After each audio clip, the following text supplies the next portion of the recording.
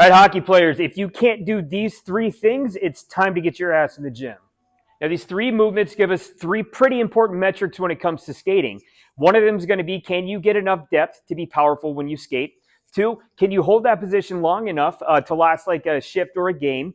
And then three, can you get every ounce of push out of your stride as you skate? Now, this first movement is just a regular lateral lunge. Now, this movement is going to tell us, can we get depth to be powerful, and can we maintain that position as we do it? Now, there's two different versions of this movement that we want to make sure that we can master. One is just a regular lateral lunge. I'm going to start off in a stability stance, take a step out, make sure both my feet are flat on the ground, toes pointed straight ahead. I want to get depth while keeping my whole foot on the ground and my back leg straight. Then I want to push back up to where I started. First one. The second one is going to be standing up out of that lateral lunge. So I'll take that step out, body positioning stays the exact same, and I want to be able to push off that leg straight up without shifting over to my other foot.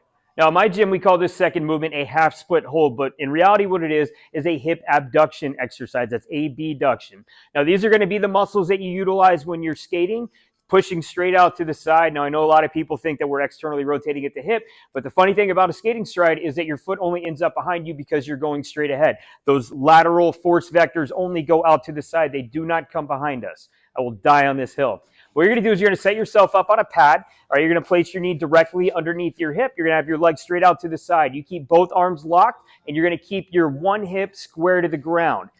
Give yourself an up call. You'll bring your foot up as high as you can without bending your knee, without shifting your weight, without bending your elbows, and you're going to hold that for like 4 to 6 seconds. You want to be able to replicate that effort like 5 or 6 times. Now, the third movement's the easiest one, but it's kind of the hardest one for a lot of people. We're going to do a split stance isometric hold. Now, you can use a pad, or you can just start with your feet up underneath your hips, but you're going to take a split stance.